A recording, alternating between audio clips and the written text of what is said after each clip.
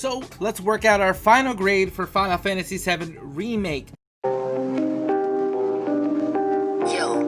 it's the Grown Kid Talk Show.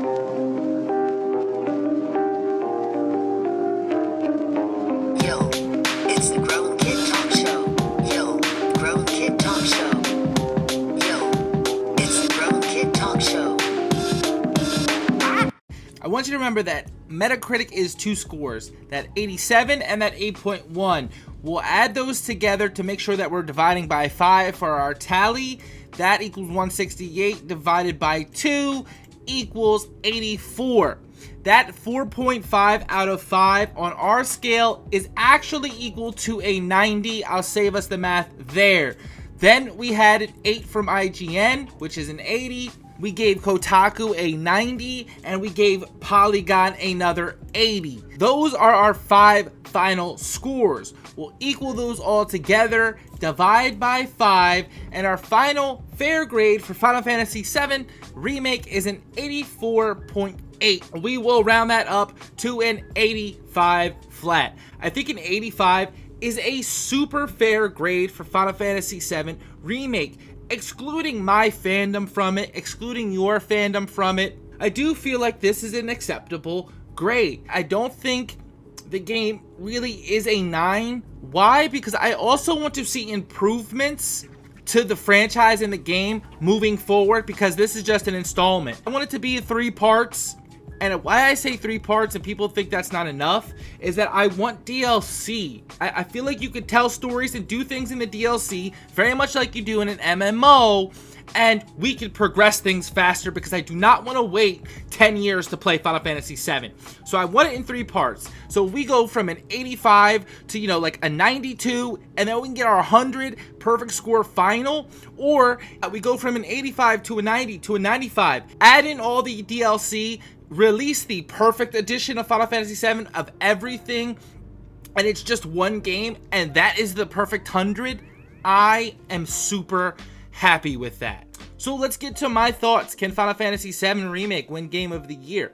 So which brings me to my biggest problem of Final Fantasy VII Remake, and it's kind of a big deal. The trivialized deaths from the plot ghosts. I legitimately, really got emotional when these characters died, or so we thought, and then the plot ghost, it's implied that they got resurrected them, and then we kind of see at the end of the game the cutscenes to where they're alive, referencing Jesse, Biggs, and Wedged. I'm not sure why they chose this. The also big issue was, why have Sephiroth stab Barrett if you're just gonna have the ghost save him anyway? I thought that was a really dumb thing to do. So I asked myself a question. So what if they decided not to resurrect those characters?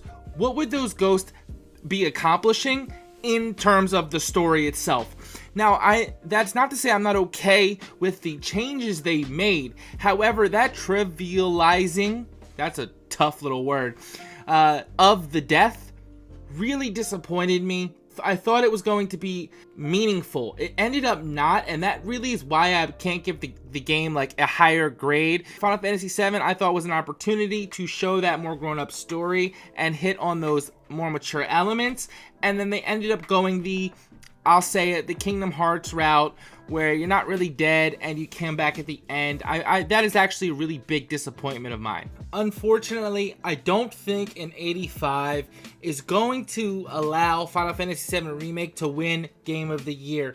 Now, I don't put a lot of stock into the review score. However, when I did my Last of Us Part 2 video, a lot of people seemed to bring up the argument that it got 50 perfect review scores or whatever the number was. So it is very clear that people do put a lot of stock into that. So if we're gonna go off of that, an 85 is not enough. Now, do I personally want it to win? Square Enix is deserved a big win as of late. I feel like they put out quality content. I feel like they don't get the recognition. But again, I have, bashed the video game awards for giving out makeup awards, such as Sekiro winning Game of the Year last year. So I cannot in good conscience say that I wanted to win because of that reason. I would argue that the Final Fantasy VII Remake does not have to win Game of the Year in order to validate that it was a great title of the year 2020. I'm the Grown Kid. I hope you liked the video. Remember, let's have a dialogue. I know I talked a lot. I might have even rambled, maybe even ranted a little bit. I'll catch you back in another video.